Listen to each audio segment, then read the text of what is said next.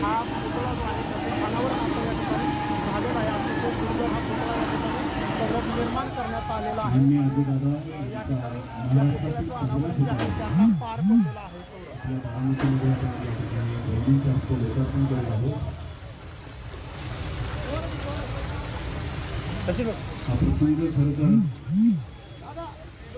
वहिनी समोर समोर तिकडे तिकडे तिकडे या प्रसंगी जसं काही गोष्टी चांगल्या पण वाटतात मनामध्ये, तसंच मन सुद्धा भरून येतंय।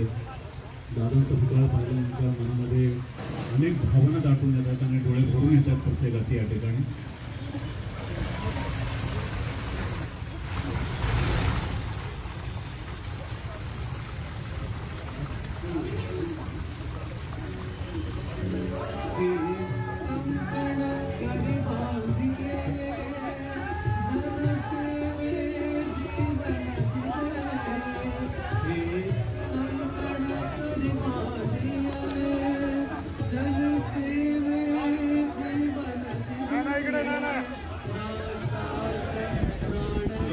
विनंती कृपया स्टेज खाली करून द्या। या ठिकाणी कार्यक्रम आहे, या स्टेजवरती कार्यक्रम आहे, सर्वांनी कृपया स्टेज खाली करून द्या।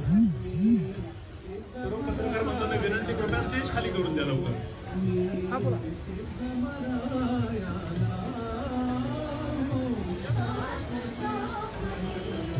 यानंतर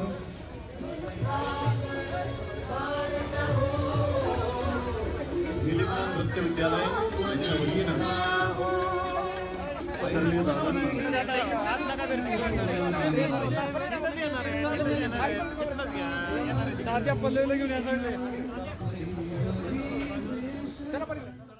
तरीही थेट दृश्य पण पाहतोय। बारामतीमध्ये दिवंगत अजित पवार यांच्या पुतळ्याचं अनावरण आज पार पडतंय। पवार कुटुंबातील अनेक सदस्य यावेळेस उपस्थित असल्याचं आपल्याला दिसतंय। राज्याच्या उपमुख्यमंत्री सुनेत्रा पवार या सुद्धा इथे दाखल झालेले आहेत। दिवंगत अजित पवार यांच्या पुतळ्याचं अनावरण आज बारामतीमध्ये पार पडतंय।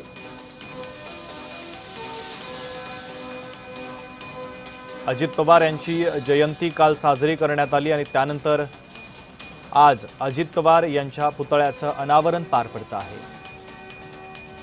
आमचे प्रतिनिधी नवनाथ बोरकर आपल्याला अधिकची अपडेट देत आहेत। नवनाथ, काल अजित पवारांची जयंती झाली, आज बारामतीमध्ये अजित पवार यांच्या पुतळ्याचं अनावरण पार पडत आहे। अधिकची अपडेट नेमकी काय आहे?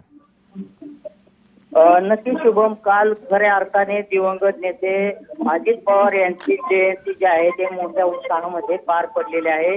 कारण विद्यापीठाने येथील स्मृती स्थळावरती काल महाराष्ट्रातून दादा प्रेमी जे होते ते अनेक दादा प्रेमी त्या ठिकाणी नतमस्तक होण्यासाठी दाखल झाले होते आणि त्यानंतर त्या ठिकाणी उपमुख्यमंत्री सुनेत्रा पवार, जय पवार, पार्थ पवार यांनी देखील त्या ठिकाणी येऊन अभिवादन केलेलं होतं आणि आज खऱ्या अर्थाने दिवंगत नेते उपमुख्यमंत्री अजित पवार यांचा 10 फुटी प्राण धातूचा जो बनवलेला पुतळा जो आहे त्याचं लोकार्पण देखील आज उपमुख्यमंत्री सुनेत्रा पवार यांच्या शुभ हस्ते संपन्न झालेला आहे।